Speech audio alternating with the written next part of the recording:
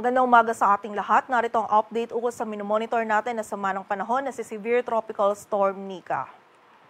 Kaninang alas 2 ng madaling araw, si Bagyong Nika ay nag-intensify pa into a severe tropical storm at huli itong namataan sa layong 690 kilometers silangan ng Infanta, Quezon. Taglay na nito ngayon yung lakas ng hangin na 100 kilometers per hour malapit sa sentro at bugso ng hangin na umaabot sa 125 kilometers per hour. Ito ay kumikilos pa west-northwestward sa bilis na 30 kilometers per hour at sa kasalukuyan po or ngayong araw ay meron na tayong mararanasan ng mga pag-ulan dito sa area ng Bicol Region, maging sa bahagi din po ng Quezon at ng Eastern Visayas, lalong-lalo na dito sa area ng Northern Samar, dulot po ni Bagyong Nika. And also makakaranas na din po tayo ng bugso ng mga malalakas na hangin dito din sa ilang areas ng Bicol Region. So pag-iingat po para sa ating mga kababayan dyan. Samantala, yung bagyo naman na minomonitor natin sa labas ng PAR na si dating Bagyong Marce, ay huling namataan sa layong 770 kilometers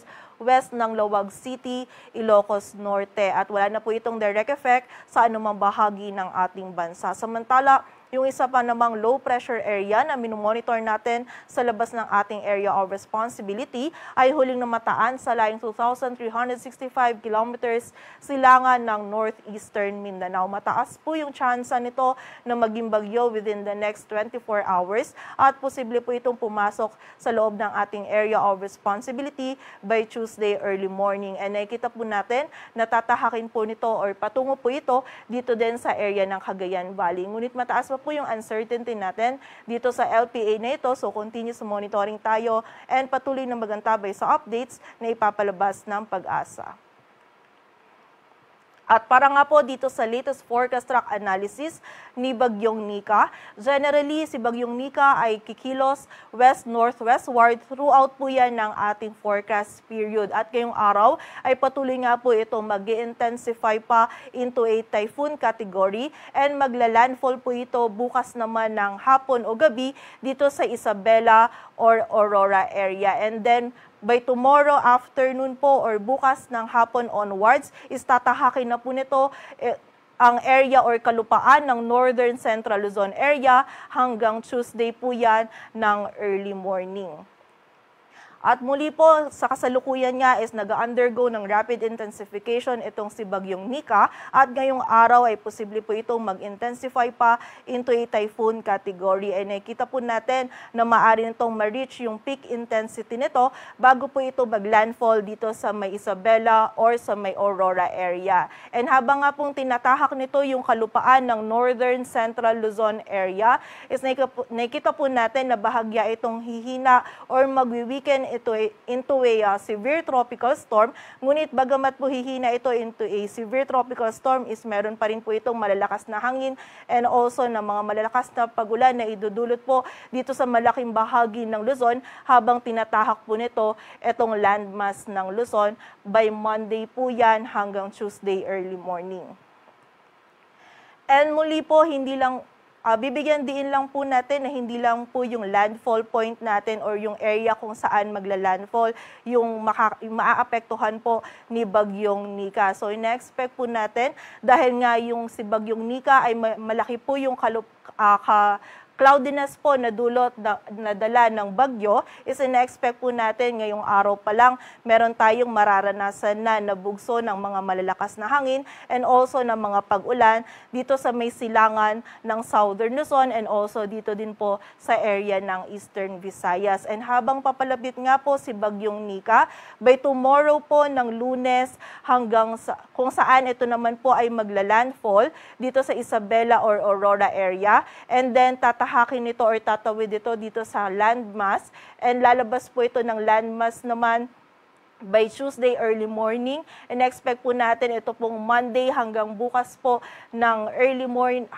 Monday po or mula po bukas hanggang Tuesday po ng early morning, ito po yung makakaranas po tayo ng mga malalakas na hangin or dito po natin mararanasan yung peak ng mga malalakas na hangin and also yung mga malalakas po na pag-ulan na dulot ni Bagyong Nika. Dito po yan sa malaking area ng Northern Luzon at Central Luzon. And also, hindi rin po natin inaalis yung possibility na habang tinatahak po ni Bagyong Nika Itong area ng Northern Central Luzon is posible din pong mahagip ng mga outer rain bands nito or nung trough nito or na mga kaulapan po nito itong area ng Metro Manila and yung nearby areas po nito kung saan possible po na habang tinatahak po nito ni Bagyong Nika yung kalupaan, bukas ng afternoon hanggang Tuesday early morning is makaranas din po tayo ng maulap na kalangitan and mataas po ng tsansa ng mga pag-ulan dito sa Metro Manila and sa nearby areas po nito. So continuous monitoring po tayo and patuloy po na magantabay sa updates na ipapalabas po ng Pag-asa.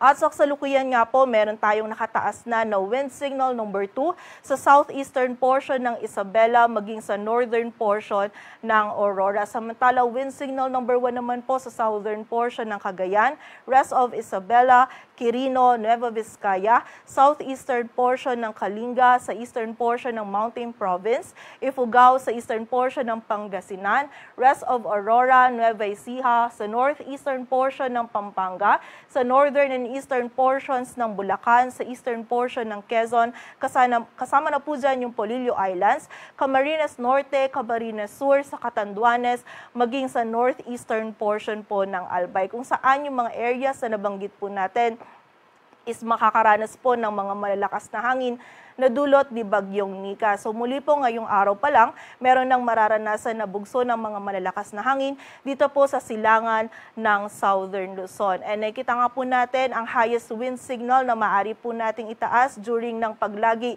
ni Bagyong Nika sa loob ng PAR is wind signal number 4. Kung saan yung mga areas po nito, habang mas papalapit po si Bagyong Nika is mas tataas pa po yung wind signals nitong mga areas po nito and also mas madadagdagan din po yung areas natin na merong wind signal. So, na-expect nga po natin is wind signal 4 po yung highest natin kung saan matindi pong lakas ng hangin yung maaari pong idulot nito dito po sa mga areas po ng Northern at Central Luzon. So, paghahanda po para sa ating mga kababayan dyan at mag-ingat po tayo at makipag-ugnayan din po tayo sa ating mga LGU para po dun sa mga aksyon na kailangan natin gawin para sa ating kaligtasan. And also nakita din po natin yung wind signal number 4. Posible din po ito magdudulot din po ito ng mga significant damages, lalong-lalo na po sa mga structures na gawa sa light materials and also posible din po ito magpatumba ng poste, ng puno. So during po ng pagtahak po ni Bagyong Nika dito sa kalupaan ng Northern at Central Luzon, ay magkaroon din po tayo ng pagkawala ng kuryente or tubig. So muli po, paghahanda po para sa ating mga kababayan dito po sa mga areas na nabanggit natin. Samantala, bukod po dito sa mga areas under wind signal, is meron din po tayong mararanasan ng bugso ng mga malalakas na hangin ngayong araw dito sa Batanes, Babuyan Islands, Northern Cagayan at sa bahagi din po ng Ilocos Norte. At para naman po sa mga pag-ulan, ngayong araw meron tayong moderate to heavy na mga mararanasan ng mga pag-ulan sa Camarines Norte, Camarines Sur at sa bahagi din ng Catanduanes. Samantala, bukas naman kung saan naging mas malapit and naglandfall and also by afternoon is tatahakin na ni Bagyong Nika itong area ng Northern at Central Luzon is mas marami na po yung mga paulan or mas nadala po nito dito sa area ng Northern and Central Luzon, kung saan meron po tayong intense to torrential dito sa bahagi ng Cagayan, Isabela at Aurora, samantala heavy to intense naman po sa Apayao, Abra, Kalinga, Mountain Province, Ifugao, Nueva Vizcaya at Quirino, and meron din po tayong mga moderate to heavy na mga pag-ulan sa Ilocos Norte, Ilocos Sur, Benguet, Nueva Ecija, sa Quezon kasama na yung Polillo Islands, Camarines Norte, Camarines Sur at sa area din ng Catanduanes.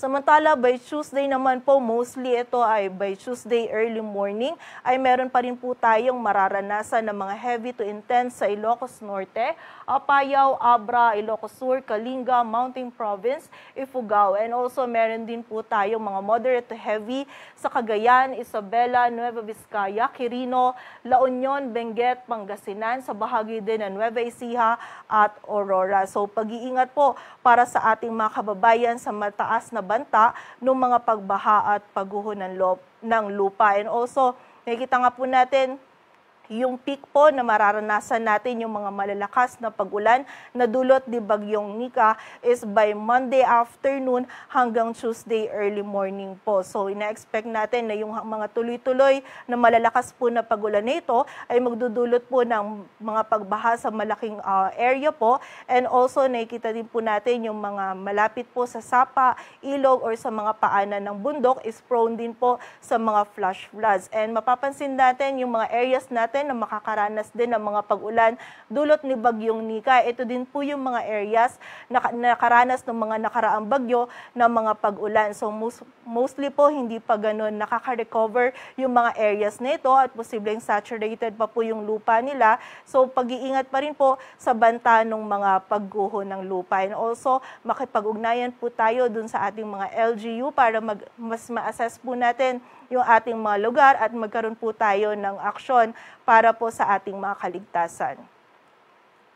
Samantala, meron din po tayong minimal to moderate risk ng storm surge in the next 48 hours dito naman po sa Ilocos Norte, Ilocos Sur, La Union, Pangasinan, Cagayan, kasama na po dyan yung Babuyan Islands, maging sa bahagi din ng Isabela, Zambales, Aurora, Quezon, kasama na yung Polillo Islands, Camarines Norte, Camarines Sur, Albay at Catanduanes, kung saan pag-iingat po, paghahanda at maging alerto po para sa mga kababayan natin dyan sa areas na nabanggit po natin na yan. And muli po, makipag-ugnayan din po tayo sa ating mga LGU para po sa ating mga posibleng paglikas. At sa kasalukuyan po, wala tayong nakataas pa na gale warning, ngunit possible po this afternoon, mamayang hapon po or early noon is magtaas na po tayo ng gale warning sa silangang dagat baybayin po ng Southern Luzon, kung saan kapag nagtaas na po tayo ng gale warning is magiging mapanganib na po yung pagpalaot para sa ating mga kababayan nating mga isda, pati na rin yung may mga maliliit na sasakyang pandagat. And sa kasalukuyan naman po is maalon na po yung karagatan na ating mararanasan sa eastern seaboards ng Isabela, northern Aurora, northern seaboard ng Camarines Norte, sa seaboards ng northern and eastern seaboards ng Polillo Islands, sa northern seaboard ng Camarines Sur, and also sa northern seaboard ng Catanduanes. Talalabing bahagi pa ng Aurora sa eastern seaboards ng Babuyan Islands, mainland Cagayan at sa northern Quezon at maging sa bahagi din po ng Catanduanes. Patuloy po tayong magantabay sa updates na ipapalabas po ng Pag-asa at para sa mas kumpletong impormasyon, bisitahin ang aming website pagasa.dost.gov.ph. At yan po muna ang latest dito sa Weather Forecasting Center ng Pag-asa. Grace Castañeda, magandang umaga po.